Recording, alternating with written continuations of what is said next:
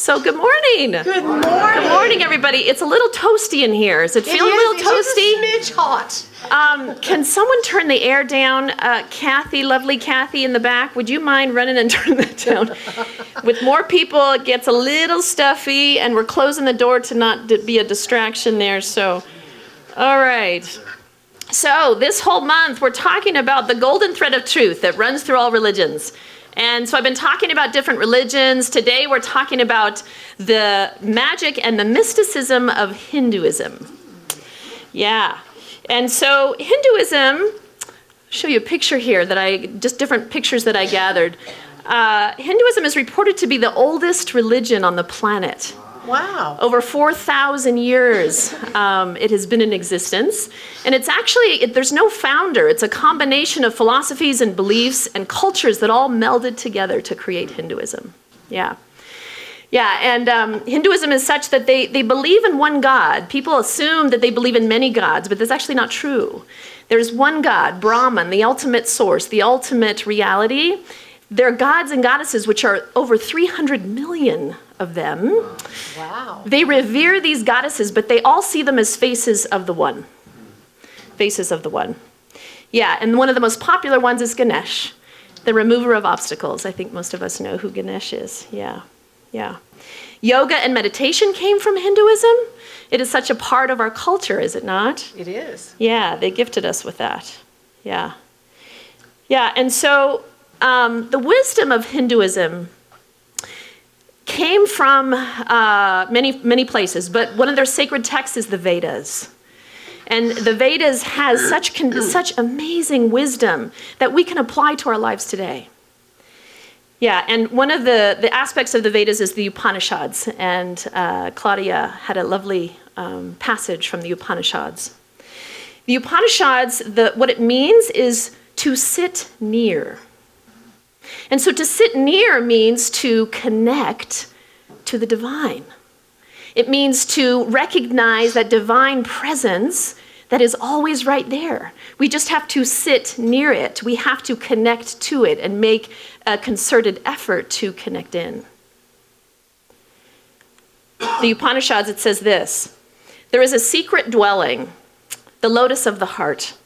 Within this dwelling is a space, and within that space is the fulfillment of our desires. Never fear that this inner treasure of all reality will wither and decay.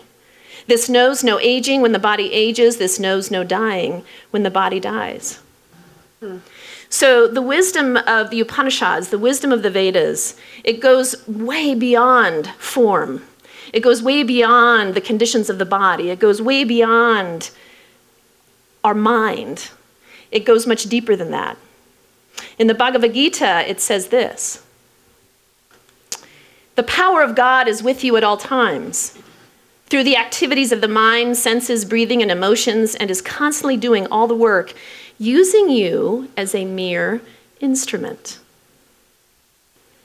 So what this is saying is that we are instruments of the divine. Every single one of us are instruments. Beyond the flesh and blood, beyond this body suit that we wear, we are instruments. And so think about that for a moment. That as you go through your life, in your day-to-day life, as you interact with your family, as you come to this spiritual center, that indeed we are more. We are more than simply this bodysuit. We are much more than simply our flesh and blood. We are instruments. You know, we work so hard on our spiritual path, do we not? We work so hard reading spiritual texts and attending spiritual things and meditating and doing all the things that we think we should do in order to achieve awakening. But I say that we are already awake. You would not be here if you weren't already awake. You would not attend spiritual gatherings. You would not read any spiritual texts if on some level you weren't already awake. And so, you know, I've been talking these last 3 weeks about all these beautiful religions: Buddhism, Islam, Hinduism, and amazing practices and incredible sacred practices and devotion. Devotion. And yet, We don't need to memorize a sacred text. We don't need to go to an ashram for a month and meditate in silence. We don't need to chant mantras. We can do all those things, and certainly they connect us deeper to that divine essence. But truly, truly, the most important thing that we can do in order to recognize that we are awake is to go within. And in Hinduism, that is what they do. When it says to sit near, that is what that means, to connect in. And I was talking to one of our practitioners this week about devotion, and how devotion in these other philosophies and other parts of the world is slightly different than how it is in our culture in the United States. Yes? We don't fully understand what devotion is, and when we hear the word devotion, we associate it with perhaps a religion that we don't connect with, that doesn't align with who we are. Oh, devotion, that's not really us. But really what devotion is devotion is devoting yourself to your practices, devoting yourself to recognizing the truth that you are divine. You are already that. It's just remembering it. It's just remembering that truth. And yes, the practices help. Of course, they help to remind us of that. Yeah. You know, our mind is a powerful instrument as well. Boy, our mind can draw us to that fact, remind us of that truth, but our mind can also pull us away. Yeah.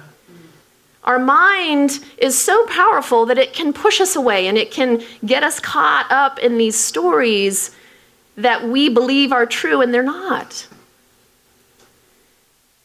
Caught up in the lack and the limitation, and I'm not doing enough spiritually, or I need to do more in order to be awakened, or I need to do more in order to be enlightened, or I need to do more. And so then we're convinced that we are not who we need to be in order to be spiritual. The Bhagavad Gita, one of the things I love about the wisdom of the Bhagavad Gita and the Vedas and all of it is it so aligns with our teaching. And so it says this: one who has control over the mind is tranquil in heat and cold, in pleasure and pain, and in honor and dishonor, and is ever steadfast with the Supreme Self. So it's having control over the mind. How do we do that? Is it possible to control the mind? Not an easy thing. In Hinduism, they believe in karma. So what you do in this life, you come back in the next life and perhaps experience something negative. You might come back as a dung beetle if you do something negative in this life. And so they believe that, right? They believe that. Ours is a slightly different take on that, law of cause and effect. We have a slightly different take on what that means. And really it just means that whatever energy you're putting forth is what you get back. That's as simple as what it is. And so Ernest Holmes, our founder, says this: all manifestations are effects and can be changed by changing the mental cause. By changing the mental cause. And so it's paying attention to our mind. What are the thoughts that pull us away from our practices? What are the thoughts that pull us away from our connection to the divine? All of us have patterns of thinking. All of us have certain patterns and ways of thinking that draw us away and distract us from where we want to be. All of us have that. And so what are those patterns for you? Each one of us have that. And they can be changed. They can be altered. But it, just like going back to the word devotion, it takes discipline. It takes practice. It takes commitment. If we want something different, we have to be willing to do something different in our life. Right? Yes. Jeshua in The Way of Mastery says, what you will experience in your tomorrows is only an effect of what you are choosing to drop into the field of your awareness as thoughts now.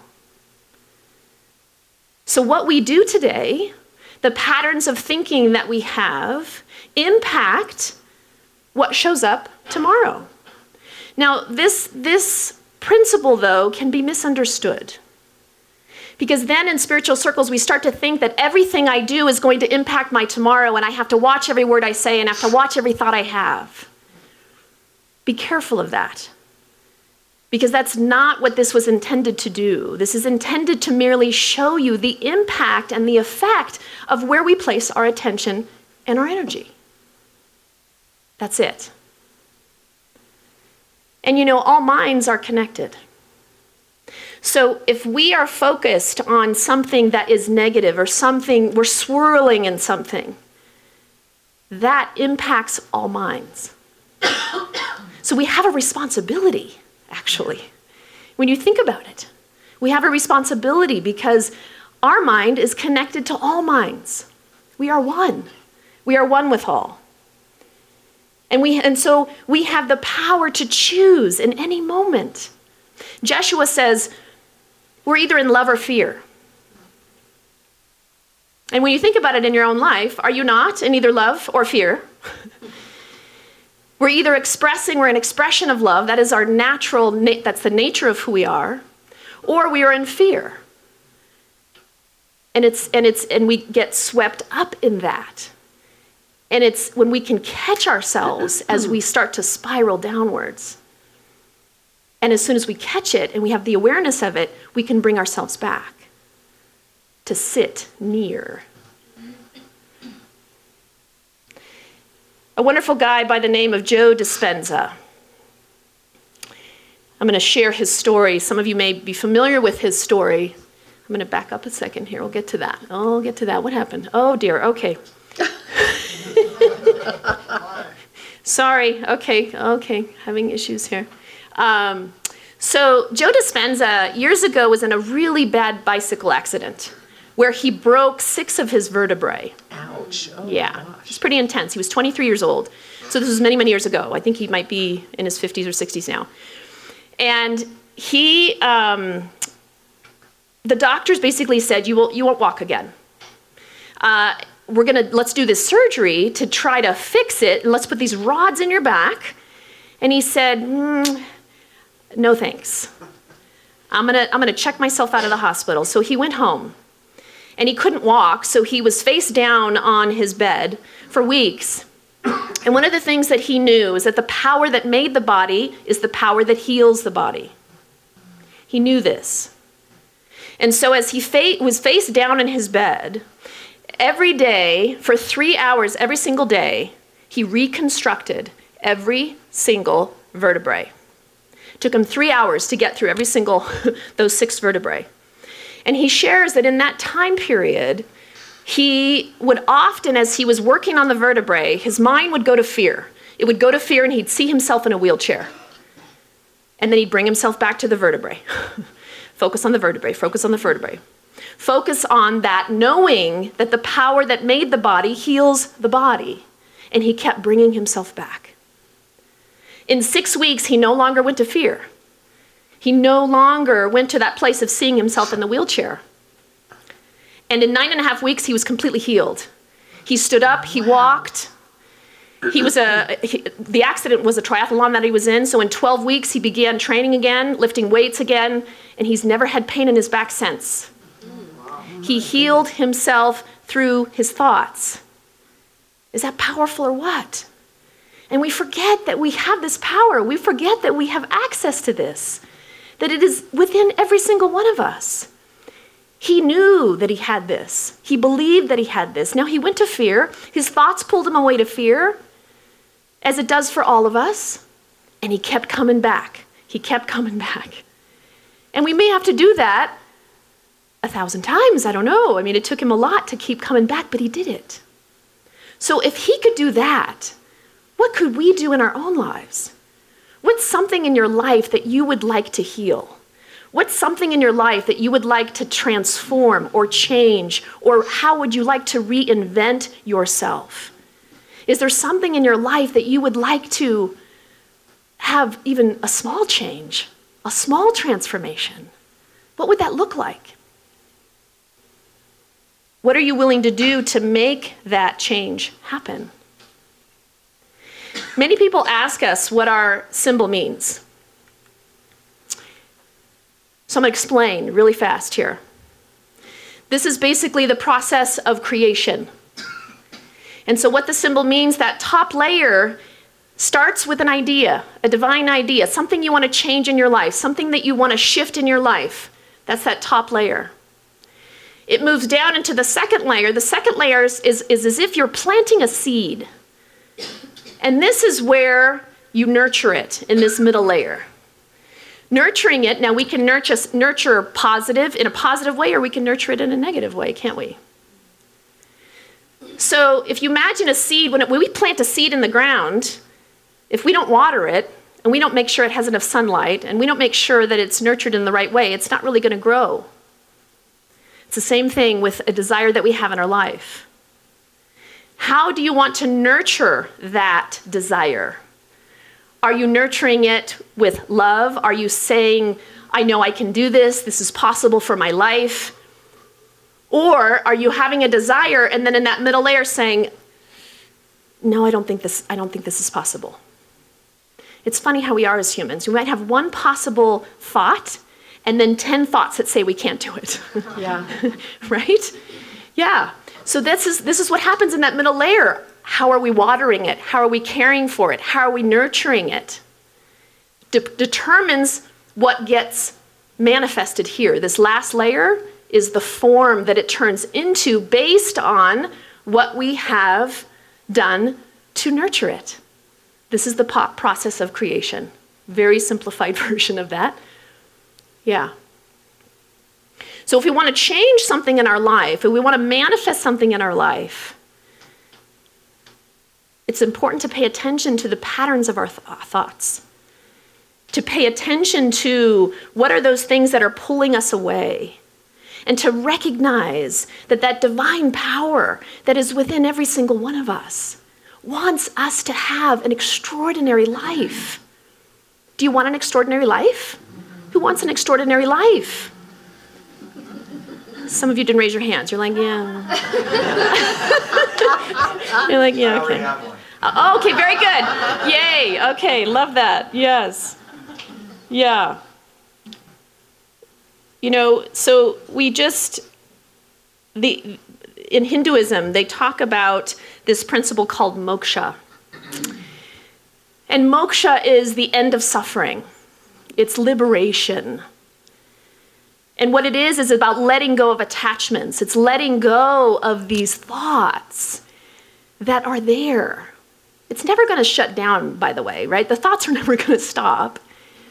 But we always have control over whether or not we allow those thoughts to carry us or push us away or bring us back to center. So moksha is the possibility of liberation. And it is possible for all of us. But it does take devotion. It does take bringing us back. It does take seeing that vision of like as JoeDispenza saw the wheelchair, bring myself back to focusing on my vertebrae. So whatever that is for you, have that desire, hold that vision of what you want in your life, and know that it is possible. It is absolutely possible.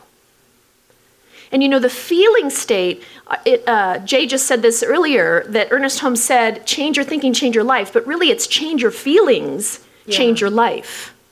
Because our feelings are the most powerful thing we can do. When there's something that we desire in our life, yes, our thoughts are the first thing. But it's also feeling it as if it's already so. Feeling it as if it's already so. I love this quote. JoeDispenza said this: teach your body emotionally what it would feel like to believe in this way, to be empowered, to be moved by your own greatness, to be invincible, to have courage, to be in love with life, to feel unlimited, to live as if your prayers are already answered. Imagine if all of us walked around and behaved as if our prayers were already answered. So bringing to mind something in your life right now that you desire more than anything, and imagining it as if it were already done.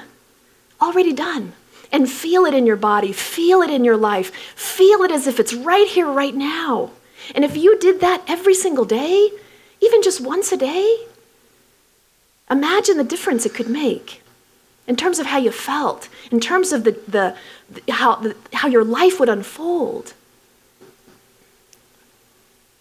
And so we indeed are here, instruments of the divine.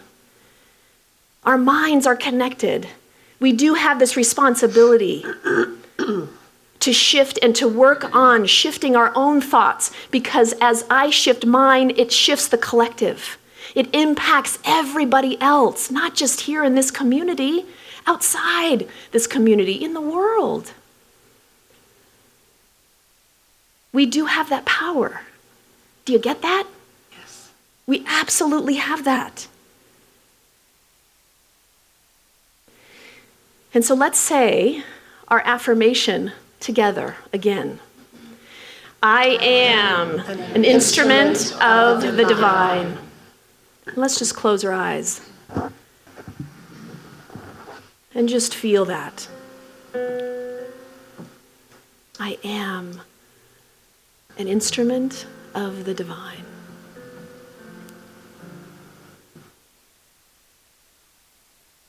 And so I want to end with a greeting that is a Hindu greeting, and you all know this, a Namaste. And so if you all want to join me in that, placing your palms in the center of your chest.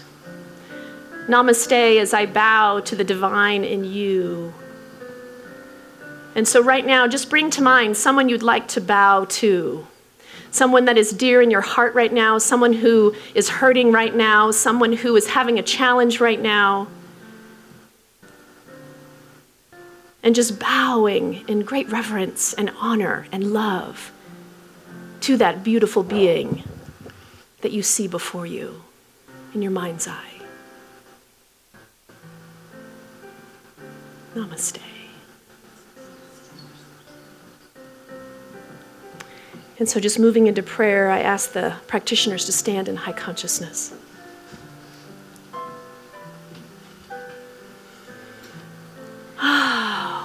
And so right here, right now, we just feel the essence of spirit. We are standing near, we are sitting near that presence, more and more and more. We recognize that presence, we feel that presence, we stand in that presence, we sit in that presence. And we feel such gratitude for the opportunity to be reminded that all minds are connected. That our patterns of thinking, once we become aware of them, that we have the power to change them. We can move from fear to love. We have the power to choose in any moment. And so I am knowing that this is so. I am knowing that we are recognizing more and more that we are the divinity that God is. That we are that divine expression, and it moves in and through and around and for us. It is who we are. We are already awake. We need to own this and take responsibility for this and love that this is who we are. And so I am knowing that I'm declaring this and affirming this for each one of us. And so I'm knowing that as we go out into our weeks, we are recognizing these patterns of thinking, that we are recognizing our divinity, that we are remembering this and taking time to check in, taking time to connect in. And so I just say thank you God, for this time. Thank you, God, for this moment. Thank you, God, for this breath. And so we just let this go and we allow it to be. And so it is. Namaste, I bow to you. I see the deepest light, the best in you. You can feel it if you reach down inside. Let it grow, let it grow. We're all one heart, one mind, Namaste.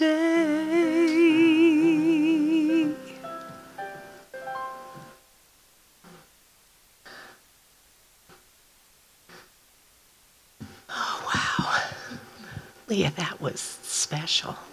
That was wonderful.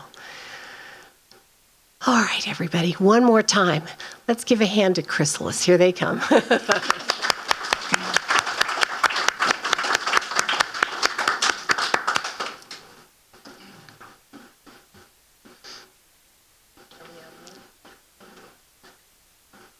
Hello. Situate, yes. This is an original song called Gotta Have Faith. Rachel wrote it.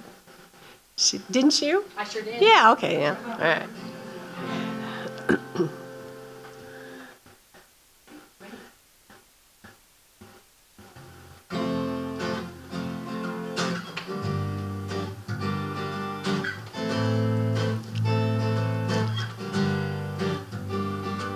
When news feels like the end of days, caught up in this crazy maze, let it go. Stay in the hole. May feel like you just wanna cry. Seems easier to keep it all inside. When I see you, I want you to fly. You gotta have faith to keep you strong. You gotta have faith to carry on. You gotta have faith to keep you strong. Gotta have faith to move along on your way. You think you gotta do it all on your own. You tell yourself you run the show, but that's not true. Spirit's guiding you. When you open up to the love inside, it will be your steady guide, leading you to find your truth. You gotta have faith to keep you strong. Gotta have faith to carry on. Gotta have faith to keep you strong. Gotta have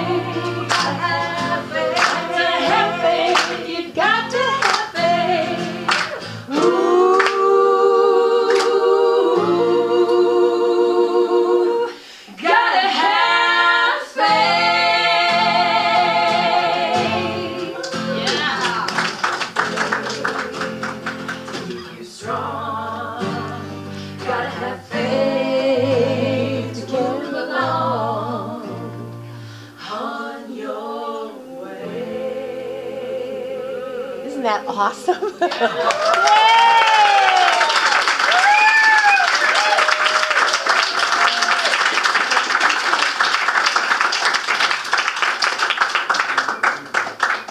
Herbie wanted to stand up too. You guys are so amazing. Thank you for being here. Thank you, thank you, thank you. Your voices are extraordinary. Yeah, thank you. So this is time in our service for our offerings, and just thank you in advance for all that you give, as it allows us to do what we do. So thank you. So if you want to place your gift on your heart, whether that's financial means or energy, we take that too. Place it on your heart and just let's say our affirmation together. This perfect gift is spirit in form, circulating and blessing all it touches. Freely I give and joyously I receive. And so it is.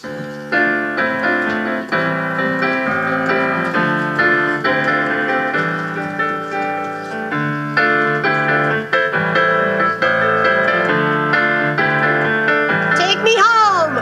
All that I need comes to. That's what it means. Give me all you got. Come on. All that I need comes to.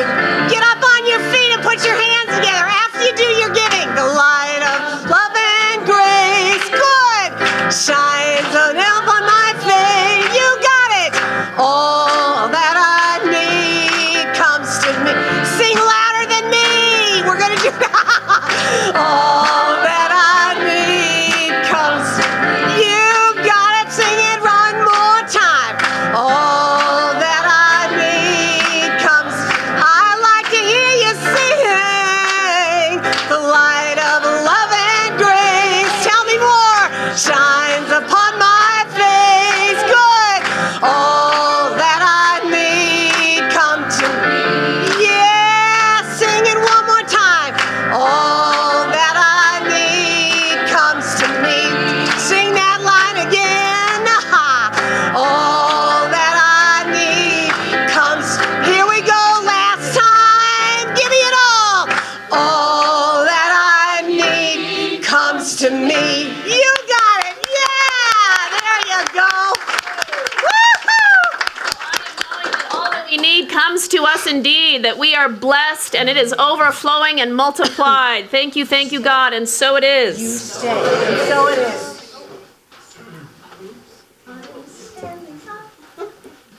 Oh, we have more announcements, don't we? Just a little bit. Little bit. We should be out of I'll here. by read my three. affirmation. Do